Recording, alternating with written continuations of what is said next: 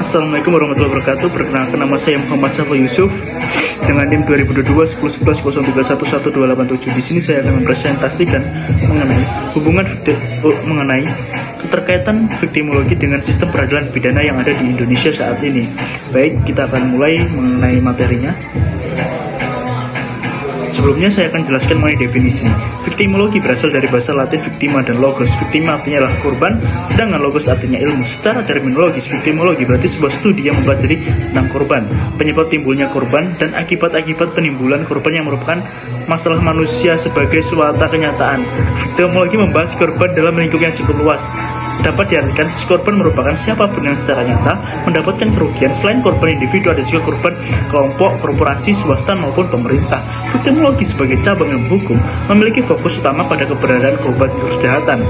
Korban dalam perspektif viktimologi tidak dipahami hanya sebatas individu yang mengalami kerugian fisik, psikis maupun material, melainkan juga dapat berupa kelompok masyarakat, korporasi, bahkan negara yang terkena dampak dari suatu tindak pidana.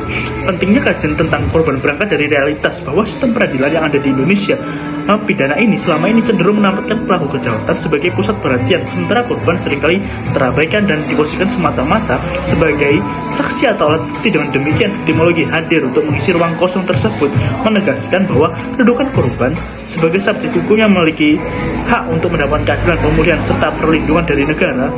Dampak yang dialami korban kejahatan dalam viktimologi dipahami secara multidimensional. Korban dapat menderita kerugian fisik seperti luka, cacat, bahkan kehilangan nyawa, serta kerugian psikis berupa trauma, rasa takut, dan hilangnya rasa aman. Selain itu, dampak sosial juga signifikan karena korban kerap mengalami stigma, diskriminasi, atau pengucilan dari lingkungan masyarakat.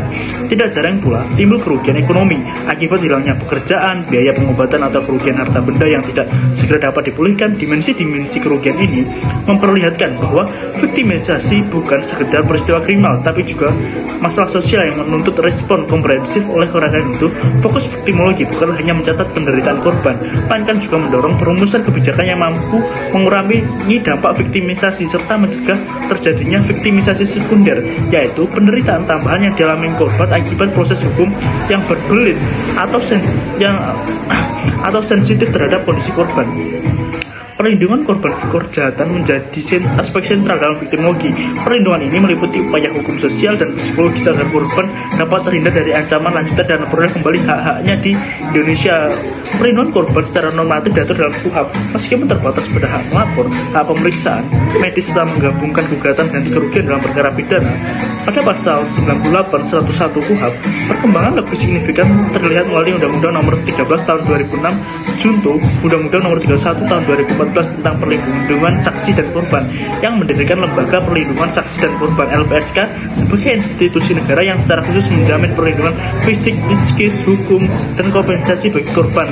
Kehadiran lembaga ini memperkuat paradigma bahwa perlindungan korban adalah bagian integral dari sistem peradilan pidana, sehingga peradilan tidak lagi hanya berorientasi pada penghukuman pelaku, melainkan juga pada pemenuhan korban. Kriminologi dan viktimologi merupakan dua cabang ilmu yang saling terkait namun memiliki fokus kajian yang berbeda. Kriminologi yang secara etimologis berasal dari kata krimen, yaitu kejahatan, dan logos ilmu berfokus pada kajian mengenai sebab-sebab kejahatan, karakteristik pelaku, pola kejahatan, serta faktor sosial, ekonomi, dan budaya yang melatar belakanginya. Dengan demikian, orientasi utama kriminologi adalah memahami mengapa kejahatan terjadi dan bagaimana fenomena tersebut dapat dicegah melalui kebijakan kriminal maupun penegakan hukum. Sebaliknya, viktimologi menempatkan korban pada fokus kajian utamanya adalah proses viktimisasi, dampak yang dialami korban, serta mekanisme perlindungan dan pemulihan yang harus disediakan negara dan masyarakat. Jika kriminologi menitikberatkan pada pelaku kejahatan dan agar penyebab kejahatan, maka viktimologi lebih menekan pada akibat kejahatan dan kebutuhan korban. Perbedaan orientasi ini melahirkan perbedaan pendekatan. Kriminologi bersifat offender oriented, sedangkan viktimologi victim oriented. Dari segi fungsi dalam sistem peradilan pidana, kriminologi memberikan kontribusi untuk merumuskan kebijakan, pencegahan kejahatan, penentuan sanksi, serta strategi penegakan hukum. Sementara itu, viktimologi berperan dalam mengembangkan mekanisme perlindungan hukum bagi korban, termasuk hak memperoleh kompensasi, restitusi, perlindungan fisik maupun psikis, dan kesempatan untuk berpartisipasi dalam proses peradilan. Perbedaan ini menunjukkan bahwa keduanya bukanlah disiplin yang saling menegaskan, melainkan saling melengkapi. Kriminologi menjawab pertanyaan mengapa kejahatan terjadi. Sedangkan victimologi menjawab siapa yang menjadi korban, apa dampaknya, dan bagaimana korban dilindungi. Dengan adanya pembedaan ini, sistem peradilan pidana dapat bergerak secara lebih komprehensif. Victimologi membantu memahami akar permasalahan kejahatan dan mencegah terulangnya peristiwa kriminal, serta victimologi memastikan bahwa korban memperoleh perhatian yang layak sebagai subjek hukum yang hak-haknya harus dipulihkan. Integrasi keduanya menjadikan sistem peradilan pidana tidak lagi bersifat offender-centered semata, tapi juga victim-centered, sejalan dengan paradigma restoratif justice yang menekan pemulihan korban dan harmonisasi sosial. Perbedaan orientasi antara kriminologi dan victimologi menunjukkan bahwa victimologi memiliki peran strategis dalam mempengaruhi arah dan kualitas sistem peradilan pidana.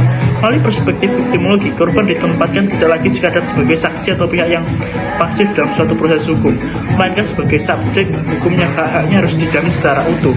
Peran victimologi dalam hal ini tampak pada pengaruhnya terhadap kebijakan legislasi, praktik peradilan, serta pembentukan lembaga perlindungan korban. Kehadiran Undang-Undang Nomor 13 Tahun 2006 junto Undang-Undang Nomor 31 Tahun 2014 tentang perlindungan saksi dan korban, beserta pembentukan lembaga perlindungan saksi dan korban LPSK merupakan bukti nyata bagaimana kajian victimologi berhasil mengubah paradigma sistem peradilan pidana yang semula berorientasi pada pelaku menjadi lebih inklusif terhadap korban. Lebih jauh, victimologi mengaruhi sistem peradilan pidana dalam setiap tahapannya. Pada tahap penyidikan, victimologi menuntut adanya perlindungan terhadap korban agar bebas dari intimidasi maupun ancaman, sehingga keterangan yang diberikan dapat objektif dan berkontribusi pada pengungkapan perkara. Pada tahap penuntutan, perspektif victimologi mendorong jaksa untuk tidak hanya menuntut pidana, tapi pelaku juga memperjuangkan hak korban termasuk restitusi dan kompensasi. Sedangkan pada tahap persidangan, victimologi menekankan pentingnya perlakuan yang adil dan bermartabat terhadap korban, sehingga proses peradilan tidak menimbulkan victimisasi sekunder. Dengan demikian, pengaruh victimologi tidak hanya bersifat normatif melalui regulasi, tapi juga substantif dalam praktik penegakan hukum. Secara teoritis, peran victimologi juga mendorong penggeseran paradigma dari retributif justice menuju restoratif justice. Jika retributif semata berorientasi pada penghukuman pelaku, maka pendekatan restoratif yang diperkuat oleh kajian victimologi menempatkan pemulihan korban dan rekonsiliasi sosial sebagai tujuan utama. Hal ini memperluas fungsi sistem peradilan pidana dari sekadar alat balas dendam negara terhadap pelaku menjadi sarana untuk memulihkan keseimbangan sosial yang terganggu akibat tindak pidana. Dengan kata lain, pengaruh victimologi menjadikan sistem peradilan pidana lebih humanis, partisipatif, berorientasi pada keadilan substantif, sehingga tercapai harmonisasi antara kepentingan negara, pelaku, dan terutama korban. Sebagai pihak yang paling dirugikan, peran korban dalam sistem peradilan pidana tidak dapat dipandang sederhana, sebab keberadaan korban kerap menjadi penentu dalam proses pembuktian dan penegakan hukum dalam kerangka hukum positif Indonesia. Korban memiliki kedudukan ganda. Pertama, sebagai saksi pelapor yang berhak mengajukan laporan atau pengaduan kepada penyidik atas peristiwa pidana yang dialaminya sebagaimana diatur dalam pasal 108 ayat 1. Kedua, sebagai pihak yang dirugikan yang berhak menuntut ganti rugi kerugian melalui mekanisme penggabungan perkara perdata ke dalam perkara pidana berdasarkan pasal 98 101 KUHP. Dengan demikian, korban bukan sekedar pelengkap dalam proses peradilan, melainkan pihak yang aktif menentukan arah penyelesaian perkara. Kehadirannya sebagai saksi korban juga memberi legitimasi moral dan yuridis terhadap jalannya proses peradilan, sebab keterangan korban seringkali menjadi bukti utama dalam mengungkap tindak pidana. Meskipun demikian, kedudukan korban dalam praktik peradilan seringkali masih lemah. Korban kerap ditempatkan sebatas alat bukti untuk kepentingan pembuktian perkara tanpa diberikan ruang yang memadai untuk memperjuangkan hak-haknya.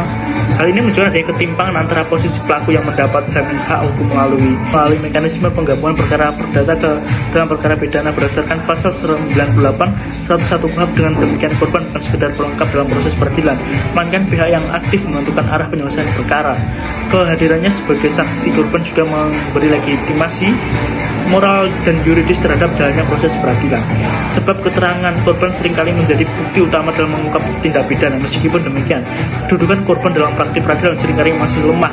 Korban kerap ditempatkan sebatas alat bukti untuk kepentingan pembuktian perkara tanpa diberikan ruang yang memadai untuk memperjuangkan hak-haknya. Hal ini menunjukkan adanya ketimpangan antara posisi pelaku yang mendapat jaminan hak hukum melalui asas praduga tak bersalah dengan posisi korban sebagai seringkali untuk mendapatkan keadilan. Oleh karena itu, Perkembangan viktimologi mendorong perubahan paradigma agar korban dipandang sebagai subjek hukum yang memiliki kepentingan sah dalam sistem peradilan pidana, bukan hanya sebagai pelapor atau saksi, tapi juga sebagai pihak yang berhak atas perlindungan dan pemulihan. Sejalan dengan itu, perlindungan hukum terhadap korban dalam proses peradilan menjadi aspek fundamental. Perlindungan ini tidak hanya mencakup keselamatan fisik dan psikis korban dari ancaman atau intimidasi itu, tapi juga hak untuk memperoleh keadilan ganti kerugian serta pemulihan yang layak. Kehadiran Undang-Undang Nomor 13 Tahun 2006, junto Undang-Undang Nomor 31 Tahun 2014 tentang perlindungan saksi dan korban memberikan landasan yuridis yang kuat dengan membentuk lembaga perlindungan saksi dan korban LPSK.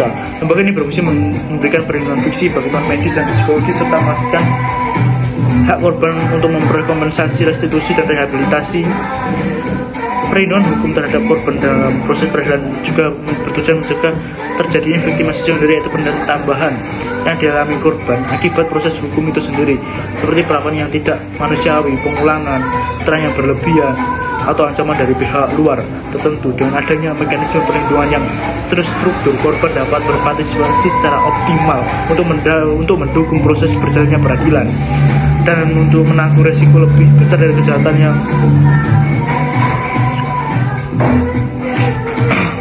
selain itu, peradilan pidana juga merasakan transformasi ke arah peradilan yang lebih humanis dan berorientasi kepada keadilan. Korban kejahatan dalam praktiknya sering menghadapi berbagai hambatan untuk memperoleh keadilan yang layak. Pertama, dari aspek psikologis, korban kerap mengalami trauma mendalam akibat peristiwa kriminal menimpanya. Trauma ini tidak hanya mengganggu kondisi mental korban, tetapi juga dapat melemahkan kemampuannya untuk berpartisipasi aktif dalam proses hukum. Misalnya, ketika harus memberikan keterangan di hadapan penyidik atau di persidangan, kedua korban juga rentan menghadapi stigma sosial, terutama pada kasus-kasus seperti kekerasan seksual, pembunuhan, KDRT. Stigma tersebut sering membuat korban merasa terasing, bahkan disalahkan, sehingga akan melanjutkan proses hukum. Ketika dari sisi struktural, prosedur hukum yang rumit dan birokratis menambah beban bagi korban. Proses pemeriksaan yang berulang-ulangnya sensitif aparat penegak hukum, serta ketidakjelasan informasi tentang hak-hak korban menyebabkan korban berpotensi mengalami victimisasi sekunder. Hambatan-hambatan tersebut menunjukkan bahwa sistem peradilan pidana yang masih berorientasi pada pelaku belum sepenuhnya memberikan ruang keadilan bagi korban. Di sini viktimologi berperan penting untuk mendorong reformasi sistem peradilan pidana agar lebih responsif terhadap korban atau kebutuhan korban. Melalui proses viktimologi, orientasi sistem peradilan tidak lagi berhenti pada pembunuhan pelaku, tetapi diperluas pada pemulihan korban. Reformasi tersebut meliputi penyusunan regulasi yang lebih berpihak pada korban, peningkatan kapasitas aparat penegak hukum agar sensitif terhadap kondisi korban atau kondisi sosial yang ada di masyarakat, serta penyediaan mekanisme alternatif penyelesaian perkara yang menekankan pemulihan restoratif justice dibanding semata-mata balas dendam retributive justice. Dorongan viktimologi juga terlihat dari pembentukan lembaga perlindungan LPSK yang memastikan adanya akses terhadap perlindungan fisik, bantuan medis, psikologis maupun kompensasi bagi korban lebih jauh. Viktimologi sistem peradilan untuk memperhatikan kepentingan. Melalui perspektif viktimologi, orientasi sistem peradilan tidak lagi berhenti pada pembunuhan pelaku, tetapi diperluas pada pemulihan korban. Reformasi tersebut meliputi penyusunan regulasi yang berpihak pada korban, peningkatan kapasitas aparat penegak hukum agar sensitif terhadap kondisi korban, serta penyediaan mekanisme alternatif penyelesaian perkara yang menekankan pemulihan restoratif justice dibandingkan dengan balas dendam. Dorongan viktimologi juga dilihat dari pembentukan lembaga perlindungan saksi dan korban LPSK yang memastikan adanya akses terhadap perlindungan fisik, bantuan medis, psikologis maupun kompensasi bagi korban yang lebih jauh. Viktimologi menuntut sistem peradilan untuk memperhatikan kepentingan korban sejak tahap penyelidikan hingga eksekusi putusan, sehingga korban tidak lagi dianggap sebagai pelengkap dalam proses hukum, melainkan sebagai pihak utama yang harus dipulihkan. Dengan demikian, kehadiran viktimologi sebagai disiplin ilmu mendorong terciptanya sistem peradilan pidana yang humanis, inklusif, dan berkeadilan substantif yang menjawab tantangan kompleks dalam penanganan korban kejahatan. Baik, segitu yang dapat saya sampaikan. Terima kasih atas perhatiannya.